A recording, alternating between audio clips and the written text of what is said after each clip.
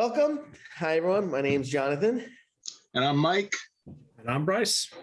Today, we're going to go over Star Wars High Republic, Episode 7. This is the Jedi Archives Virtual Cantina. And I'm going to pull up the League of Comic Geeks page. Sorry, Lakota couldn't join us today. She's dealing with some puppy issues. But we're glad to have her back when she's back. And we have here issue number 7, Mission to Bilbosa Part 2. This continues our story of our Padawans and Jedi friends from High Republic as they went to negotiate with the Hutts. Yeah, if you guys want to refresh it, you can watch our last video. It's on the channel. So yeah, it's pretty much shows what's going on with our half of our Jedi crew and the crew of the vessel and what's going on. And if you read the comic book before you read this or watch our video at least, because then you'll be really lost, but they're being set up. So this is how they pretty much trying to prove they're being set up. And then we have one of the crew members from the vessel on the cover, which is pretty cool. It's a nice crossover between the books and the comics. Yeah, and I we talked about before these connections they're making that Disney's really trying to connect the comic books and the other comic books and stuff like that. They're really trying. They're doing a great job at it so far, and I really enjoy it. What was the name of it? Project Luminex? Was that the name of the whole overall arcing High Republic? I think so. Yeah, I think you're right, John. Yeah, so they really planned this out, which is good. But yeah, I really enjoyed it so far. But we're gonna send some tweaks to Pablo how we can improve it. Even further, yes. Project Luminous. Luminous, yes. More Harry Potter stuff. So here we have the cover for issue 7. And they're hiding out. This gave me Han Solo vibes, like when they're stowing away. The cargo hold. What's funny about this is I first thought it was like, oh, they're hiding on the vessel. I'm like, no, it's the other half of the crew's hiding on the vessel. These ones are captured. So yeah, this is them. Oh, that's right. I thought they were hiding on the vessel. Yeah, it took me a minute. I was like, wait a minute, the other half of the crew's hiding on the vessel. But Affy, and that's right. Yeah. That's right. Well, yeah, the only one that throws it off is Court, because Court didn't get captured. It was just Farzala and Leox. Yeah. Right. Well, Court and Geo didn't get captured either. No. Court is on the vessel, and Farzala and Leox are on. Yeah, so sometimes these covers liberties. So that's the main cover, like that. Nice detail in their artwork. And there's only one. Did you get bonus points for this one, Mike? I sure did. So I love uploading these variant covers if they're not already there. So this is that the other artwork I was kind of talking about last episode. You can tell they a little more. I'm not a fan of this artwork, so I like the details from the main cover. It's perfect for a variant. Yes. Yes. 100%. And then we have here the Drengir on this cover, which is cool. So here we have, as the galaxy prepares for its Republic fair, Court and Farzala are sent on a diplomatic mission to negotiate with the Hutts, who have joined them in the fight against the Drengir. But relations turn sour, and it's going to take all of their training to get them out of the situation. So this is by Daniel Jose Older, best-selling author of The Last Shot, and artist Harvey Tullibau. Here they are. These are our characters from this issue: Farzala, Jabba, Court. Salacious Crumb? What? Yeah. Well, because if you got Jabba, you got Salacious. Well, Salacious Jabba, I can understand being 100 years old, which this is a little spoiler for some people. But yeah, Jabba the Hutt in here, which blows your mind. But Salacious too, my mind just. Well, Chihuahuas live forever. So. And he's basically a Star Wars Chihuahua, Yes, he is.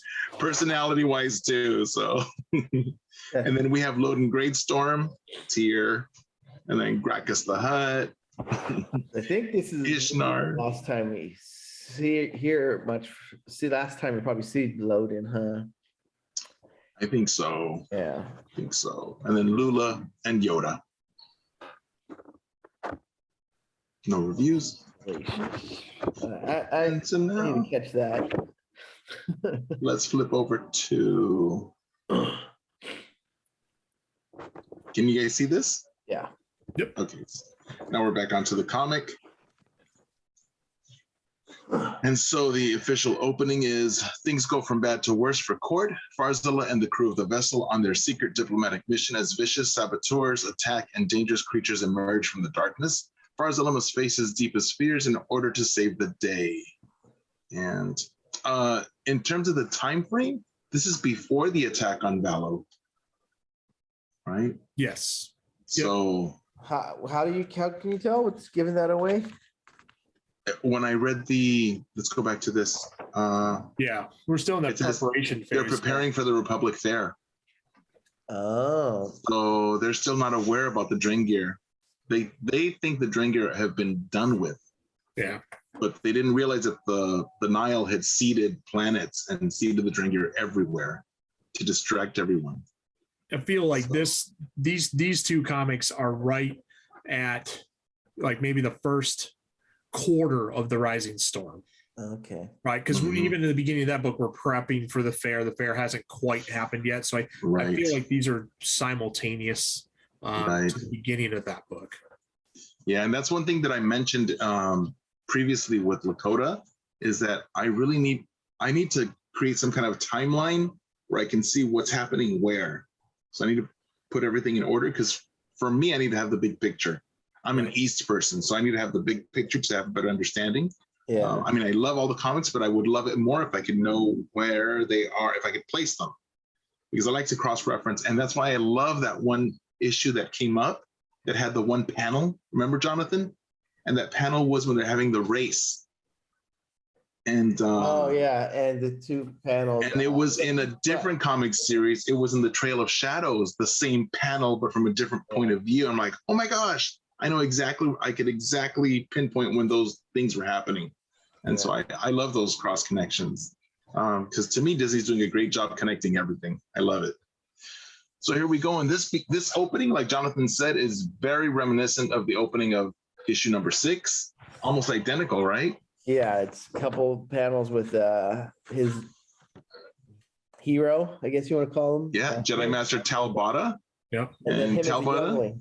Mm-hmm. They're little All of them as toddlers. Little. Yeah. It definitely confirms that we're getting a little bit deeper into Farzala's character because these are both his memories at this point between the opening of the previous issue and this one. Mm-hmm. This is reminiscent for me of Keith Trennis's memories when she was remembering the hollows that she would watch as a child. Remember? Yeah. In the Marvel series. So kind of some parallel play here. And I'm sure we'll see that Jedi Master in some future comics. Oh yeah. Because they've already put him in twice. So Obrak too. That's a tough name. Obrak too. Yeah, I still can't do it. our heroes have been captured. Well, some of them, and they're in a dungeon in Belbosa, Nalhada. So that top panel is pretty cool because this might be one of the few times that we get to see Jorah Mali. She was unless I'm wrong, but she was the one that was supposed to be the ambassador or chancellor of Starlight, but she died in the very first book, right? Am I thinking of the right one? I think that's her. Yeah. Oh, Jorah Mali. Yeah. Yeah. Mm-hmm. She was in a Vector. Yeah. And I don't know this other guy, Broccoli. The blonde dude. I don't know that guy. I don't remember from any books. You guys remember him? No, not at all. Yeah. They mentioned she's Master Joramali and Ra Rob Barochi. Huh? Yeah. dead. I don't know that one. Well, they said dead among others, but Yoda's there. He's not dead. Well, Yoda's missing. Yeah. Yeah. Oh, they think that's right. He's still missing. I forgot about that. He's still missing. Loden's missing. And Loden too. Great Storms. Yeah, he's missing. Is he missing now still, or is he dead? He's captured. Right now he's being tortured. They think he's dead, right? Yeah, because it's been a year. That's right. I remember it has been. That's a year. right. Yeah, That's right. and yeah, they're torturing him pretty bad. Oh, and that's Farzala's master, that 1,000-year-old Jedi master. Yeah, and so he's gonna start while he's captured. He's gonna start feeling bad for himself and start reminiscing, and now he's remembering his time Yeah, training. His training. Mhm. Yeah. And the one thing where he says, I'm afraid, like you can sense like where the whole High Republic thing's going, right? Like that just that little I'm afraid shows the, what is the futility of the Jedi at this point. Yeah, because the Jedi haven't had any enemies really, right? Nothing to fight against. They've just been training for fun, and it's been all peaceful. So Yeah, now they're being split with two really terrible enemies. Yes. Yep. that's right, because we have the Drinker on the one hand and the Nile. I mean, you remember the Marvel books, like they're having real trouble on how to handle this. So that's what I'm saying. I think it was really rough on the writers too. Like, how do we split this? Because they were really thin on Jedi, and it's like it was a lot going on both sides. So I think it allows them a little more focus. The writers kind of, what are we going to focus on more when we kind of have one of them enemies step aside for a little bit. And I think that's where my appreciation of all the writers, right, for this is that they sat down and this is what they came up with. And the fact that they were able to execute at such a high level is awesome. Yeah. Also, not only that, but they're able to share the characters they create with one another. So they borrow other authors' characters. And I like watching the shows on YouTube where they talk to the authors and they explain how they would get ideas and say, is it okay if I do this? Because they ask for permission, which I really love, because in the past with the EU, some authors would take characters and kill them off. And the author who created that character is like, oh, I had no idea. And Right, yeah. Mara Jade, like, I can't believe that. I was so pissed off. I don't think an author should be able to kill off a character that they did. It's EU, so everyone knows. I don't think any author should be able to kill off somebody else's characters. I think only the author that created it should be able to kill that character off. That's where the brilliance of Luminous is. Really, I think they sat down with this giant whiteboard and said, "What?" They talked to each author, and they had this sit down. Probably took months to sit down and pitched ideas on characters. And they said, "Yes, this is your character, but we want to use it multiple ways." And they pretty much had to map out the thing for each character, what they can do, and like that. And it's just, and the authors could take ownership, but still, like, they have to share it. Even though they take ownership, they can't control completely what he's doing. They have to work with other people. Right. And we see a lot of that going on. Totally. Yeah. Another thing I like, just a little hint at the bottom of this second page, is where his master's telling him, fear is not the enemy. And Farzal's like, uh-huh. And I like it because the High Republic is giving us a lot more of the training of the Jedi that we got so limited training in the movies. But in the High Republic, we're getting a lot of depth of how they train them. And it's really interesting for me. Well, yeah, in the prequels, fear is bad. You can't have fear, because fear's the start. Fear's the key to the engine. And here he's saying fear's not the enemy. So it is a little different philosophies. And maybe it's like they say, normally fear is you have a chance to overcome fear, is where you can get your courage from. Right. So maybe it's still like they find out you don't even want fear if you're a Jedi, because then it can lead to probably what might happen to our girl Keeve. And I think that's why Yoda's a changed Jedi by the time of when we see him in the movies, because Yeah, 100%, Mike. yeah, because once he's lived through this, he realizes, you know what, we were so wrong. And Yeah. And when he becomes a grandmaster, right? Like he's now the one really setting what it is to be a Jedi and the path that you need to follow, right? Like before there was some wavering. We've seen it. We've seen it with Elzar Mann. Yeah. Right. You know, how he wavered as a Jedi, but at the end of the day, he was still, committed to the cause.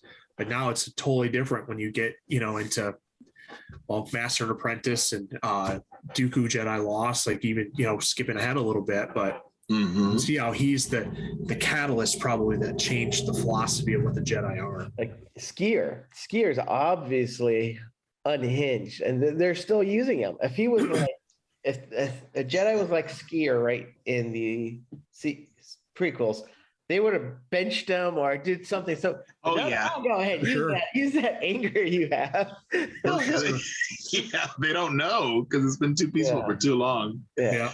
So here, Jonathan, we get a really great view of the top part of the vessel, and it's looking kind of corrupt, but it's got that round thing from from the Millennium Falcon. The top looks like the Falcon. I was going to say that. It almost looks very like Corellian. the back of the Falcon.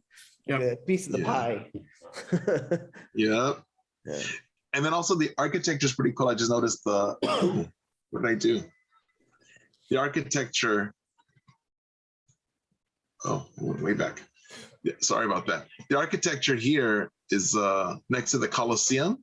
Yeah. It's very much like it's hut architecture, right? Yeah. Yeah, 100%. And you can see how that looks at Jabba's palace even to now, like, that heavily influenced the Boonta Eve where they do the pod races. Looks very similar to the Colosseum, I guess, but that you have here. So is this the character that they rescued? No, that's not her, right? No. Nope. Okay. She has. Pretty sure she has pupils. It's very interesting that they didn't give him pupils to maybe make him look more villainous. But I love this little guy in the center, dude. It looks like an evil Yoda. Oh yes. I was like, that looks like an evil Yoda. Like, it does. Oh, and that rock is still there. So they're still like, why is this? They think it's just a rock, but it's geode. Right. So they're in for a surprise. Right now, they're panicking because they said Jabba says everybody has to be killed. There can't be any witnesses. So now they know they have to split up and find Alfie. Because there's a Jedi and the girl. That's right, Affie and Cord. Yeah. So they're looking for them, and Affie and Cord are hiding out. And then he hears a little sound. He's like, "What was that noise?" Oh, nothing there. Because she's using the Jedi powers, right, to make a little sound. Is that what she did? Like Obi-Wan did? Yeah. Alfie doesn't have any, but or Cord? Did he? Yeah, Cord did it. Yeah, look on that panel on the top right corner. I can't really tell. His hands are just up, so maybe. But there's like little white dots. Yeah. I think that's like force, like a force noise. Yeah, a little action. So like when Obi-Wan did on the Death Star, remember? Death Star, yeah. I was going right there, Mike. Nice. Yep. Yeah. So, and he's like, huh? And made him go the other way so he didn't find them. But nothing there, of course, because it was just Jedi magic. And then we go back to, I guess this is when he was to his memories of his training for Farzala. Yep. A flashback. Very Book of Boba Fett with all the flashbacks. And he's talking to his master. And he just doesn't understand because he told him that fear's not the enemy. Yeah. Because it's his feeling. He's in his bird cage and he has fear. So how do I get over fear? I just got to remember how to do it. This is how my master helped me get over fear. Yep. And then he starts swinging his cage.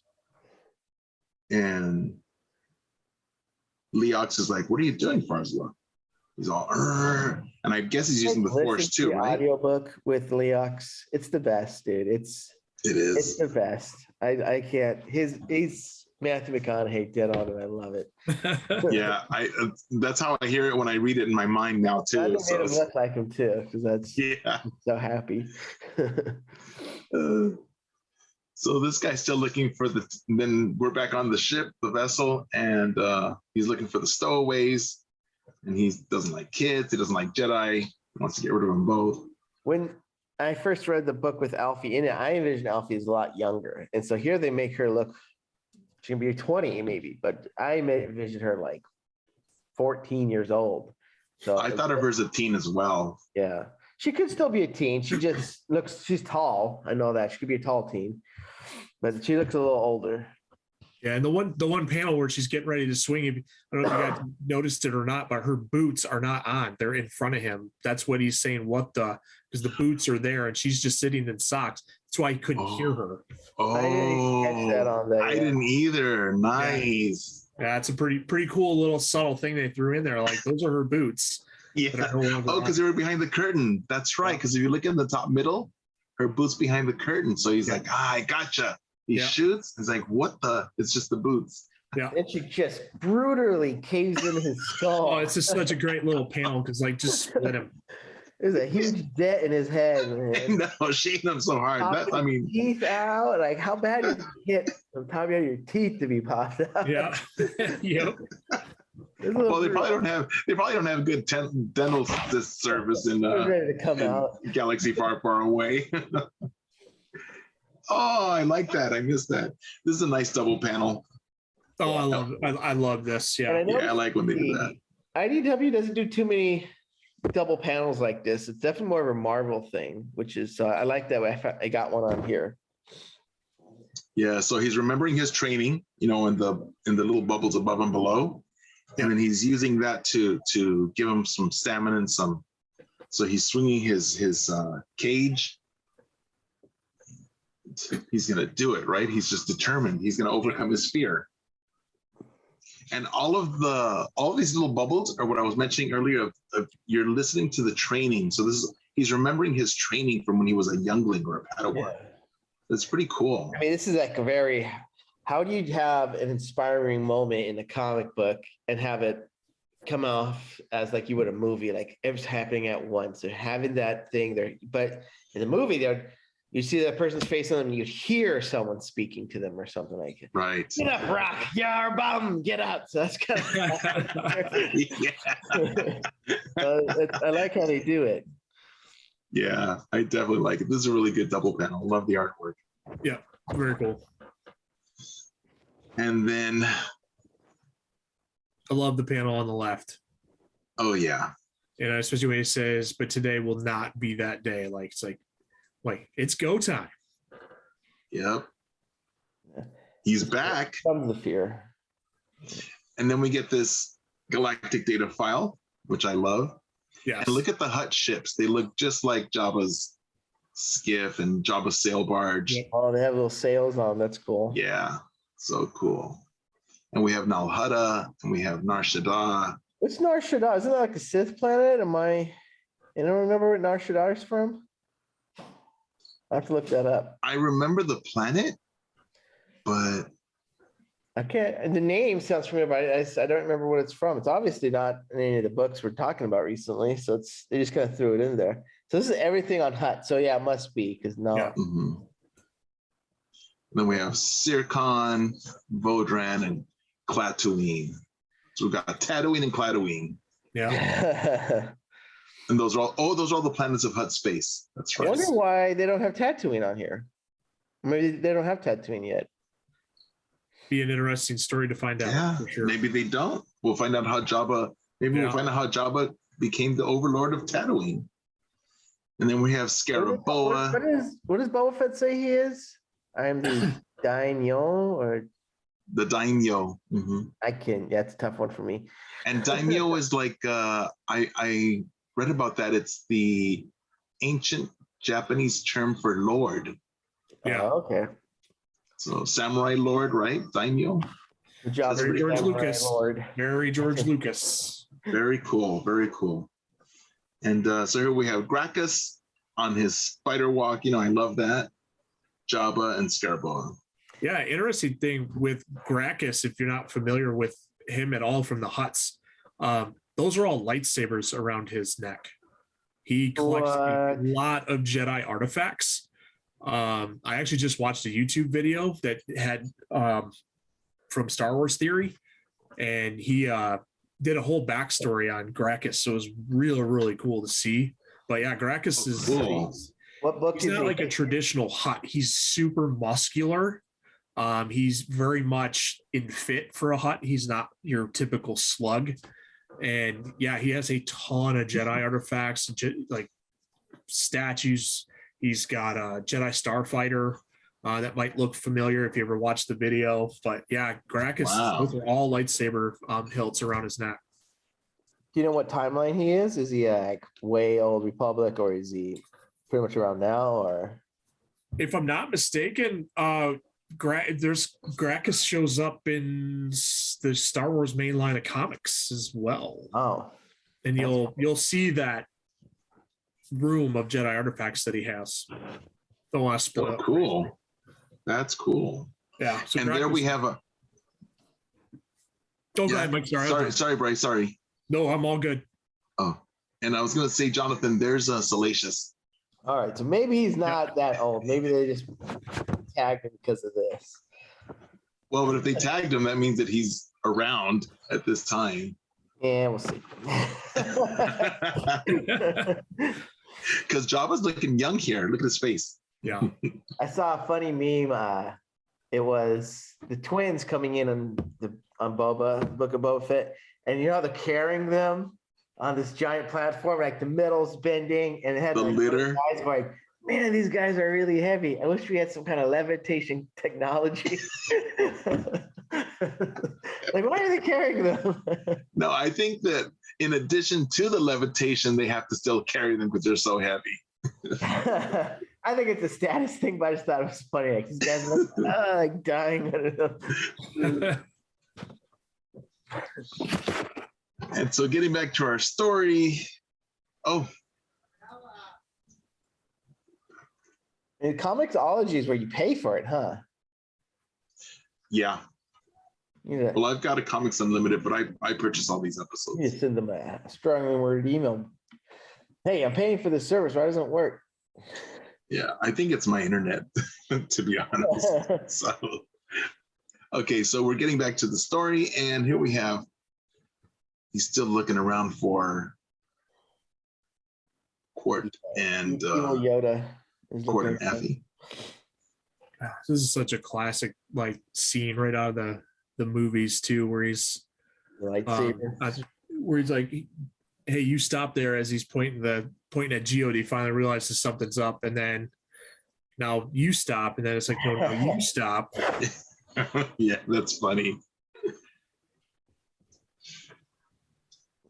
And then we're back on the planet side now, cutting away to see what's going on there. Oh, here she is. You're right. She has irises in her eyes. Yeah, see, it's one of them want to make her more human, so you can connect more. They give her irises, or maybe the white looks more evil, but it's definitely interesting that the same species they give different kind of eyes.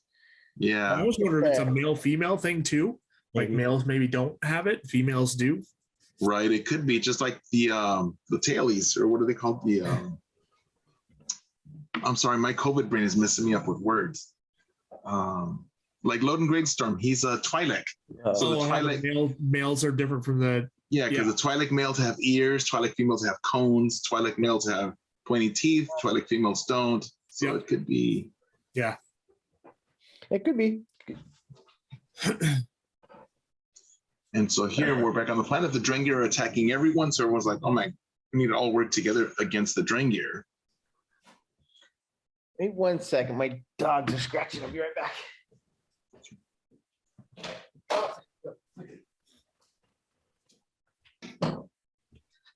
I'll just edit that out. No worries. All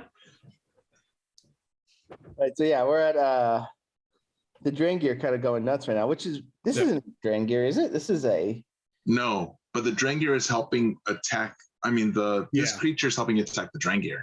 Yes, correct. And at first I thought it was what are those things that Han Solo had in Frozen in Carbonite?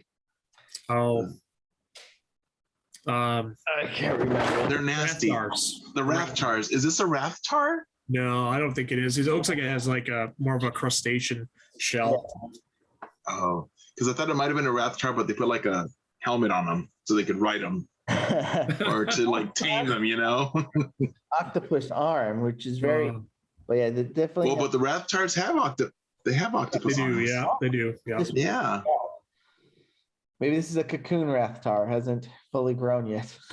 Or maybe this one has imprinted, you know, when it was born, it saw the first person it saw it imprinted on because it doesn't say, right?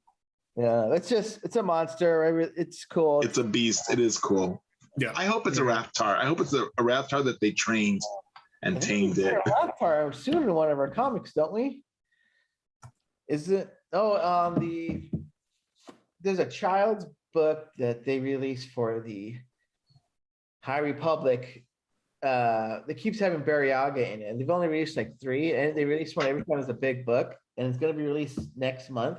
And you see Barryaga on it, and you see I'm pretty sure it's a Rathtar on the cover too. Yeah, I don't remember the name of that, but I know I buy all those for Sophia. Those like the Great Jedi Rescue, which was the first one, and then the second one, which was Showdown at the Fair, was the name of the second one. Happens during the book that just came out. I can't keep track. Yeah, of there's too many. But. Yeah, I love it because Sophia loves Wookiees, Chewbacca. So the fact that there's Burryaga, she's just absolutely enthralled with it. Oh, Burry. I don't want to spoil anything. Spoil I know. Sorry. Michael. So then, sorry. Here she's like, you know what? They should call the High Republic. They should call it Game of Thrones Republic because we'll see. You just don't know who lives and who dies. It's just awful. So here we have they were able to subdue the Drengir thanks to everyone working together and this big beast. Yeah, this thing looks like it probably eats that stuff. See, he called it, it has a name. He said, or what did he say? He said, Blixie, attract the drink. Yeah. Blixie, attack the Drengir. Gave it a name. So this is there's always a bigger fish thing. Like, yeah, the Drengir are these monsters thing, but let's find something that eats plants. Yeah. Oh, that's right. Drengir don't eat plants. Drengir eat, or maybe Drengir eat everything. But so now that they're out, he tells his captor, you know what, I'm gonna need my saber, so like, and if I refuse, Doesn't matter. Yeah, it's mine. Yeah. So now they're gonna go talk to the hut to get these negotiations underway. This is where our Jedi Master finally wakes up and he shows us why he's a Jedi Master. It is a dope panel. Oops. That's right. He finally wakes up. Yep. And he's got all the lightsabers, which are made from memories of his previous Padawans, which is a really, really cool thing. That's cool. Oh, wow. He's got at least 5. I think he might even have another one in his pocket. Yep. It's pretty dope. I'm just overwhelmed with all the action. I'm like, wow. Yeah. It's like an octopus of sabers. This is the Jedi equivalent of General Grievous when he pulled out his other arms, you know? This is very cool. And then here back on the planet side, the huts look huge here. Now we have Jabba. The Clone Wars, who was massive. The mom hut, so they can grow to different sizes. So here we have Jabba and Scarabda. So this is where Jabba's trying to overthrow her. Where we first see Jabba, this is where my mind blowing. Now we have some connections to, besides Yoda, but now we have some other connections to some other people. And I really like. I was really happy to see Yoda. I don't see Salacious, so I don't think he's that old. No, he was only in the file. Yeah. He was only in the data file, so I think you're right, Jonathan. Salacious isn't here yet. This is a lot going on. I'm trying to process everything right now. There's a whole bunch. Now, this is where they're talking about the negotiations, and then talking about the ship, and then that's when the Jedi Master comes in and basically says Farzala can handle it from here. And she said, "These are Jabba's employees right here, gang, and pretty much is what Jabba's like, Yeah. oops. By Caught doing red-handed. brackets means they're talking in Huttese, which I really like. Huttese. Yeah. And then the Jedi Master's talking Huttese too, which is really cool. And that brings us to the end of this issue. And prepares us for part 8. The last little go back one. I want to go over the very last line that said, very bottom right, the Jedi becomes a master by facing our fear, not pretending we don't feel it. Yeah. So that's more of the definitely different philosophy, a little more that we see later on. So it's fear you just can't have. That's why we don't have attachments. We don't even get nothing to be afraid of. So this is a little different, yeah. So this is we have to overcome fear, which most people like to believe in more. It's just not having it. That's why the Jedi later on are very stoic and like people not even connects to them. But definitely a cool little line there. Well, I think that at this point they feel that they just don't worry about fear, they just face it. But then once Yoda, something really bad is going to happen, and Yoda's going to say, you know what, we were fools to think that we could overcome it. It's best just to avoid it. Yeah. Because there's no guarantee, because I'm sure that facing it does make you a better Jedi, but not at all times will you be successful. And then Yoda's like, well, the only way to combat that is just never go down that path at all. Because if you don't go down that path, then you don't have to worry about the outcome. So I think something really bad is going to happen. It's going to change. That'd be interesting. Interesting because we're ending what? We're at wave 3 of phase 1. And then, we're going back for phase 2. 150 years, right? Yeah. Before all of this. So I'm just curious, like, does phase 3 bridge the gap between the High Republic and, episode 1? So we're still in phase 1? Yes, we're on wave 3 of, it's the end of wave 3 of phase 1. So when we're done with phase 1, we don't see what happens next. We do a prequel. Yes. We pull a Joyce. But we are. You're right. We just had basically, if you think of wave 1, wave 2, and wave 3 as 4 or 5 episodes. Yeah, it's OT, or I'm thinking of OT, PT, and then ST. 100%. 100% how I feel like they laid this out, because there's 9 waves in total. There's 9 movies in the Skywalker saga. So I think we're going to get this High Republic done exactly then. Like, hey, this is what's happening now, and we're going to give you all of this, but then we're going to go back in time, and tell you the years. Yeah. And then it's going to bounce forward to connect to the prequel trilogy. Right. Because they did announce that this was gonna bridge all the way from the Republic connecting to the prequel trilogy. Yeah. So it's gonna be that bridge. So I'm open for it. I can't wait. So I'm really excited about phase 2 there, because that means it's probably more Yoda. Younger. It was gonna be the constant. That's for sure. Master. Yeah. I was like, man, that's cool. But I want to see him. I want to see his journey a little bit. Yeah, and maybe we'll find out what they are too. What species? Well, I don't know. That's close to the best. That's close to the best. I don't know if we will. Yeah. I personally don't want to know. Yeah, I don't know. It's a tough one for me. Yeah, I personally don't want to know. I love the fact that it's been a mystery for 40 plus years. Let's just keep going with it. That's true. I agree. So here we have the ending. We still have our missing or fallen Jedi. Yeah. And they're being remembered. And then for part 8 is when we join back with the crew. But before we do that, we see what the other half of the crew is doing. Yep. On the free comic book issue. So if you guys haven't got that, we're going to review that. Oh, we should do that one next. Yeah, that'll be our next one. Yeah, cool. All right, any final thoughts? I love both these issues. I thought it was really cool is that we got a little bit more character development for Farzala.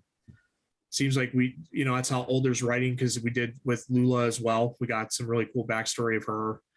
So really nice how he's writing a consistent story, but at the same time, we're focusing in on one of these Padawans or Jedi and giving them a little bit more depth along the way. It's really cool. And I really like how they crossed over the Leox and Affy and the crew of the vessel, bringing them in from the books to make those connections even stronger. And then also I love it because now I can really see them, even though I always visualized him as Matthew McConaughey. But to see these characters from the novels, that I only hear their voices from the audiobooks, but now I get to see them so I can picture them. Yeah, I think that's really cool. I like the strong connections between all the different media. All right, well, that's all we have for this issue. It's going to be ready. We're going to go over the Free Comic Book Day will be our next one, guys. So thanks for watching. May the Force be with you. May the Force be with you.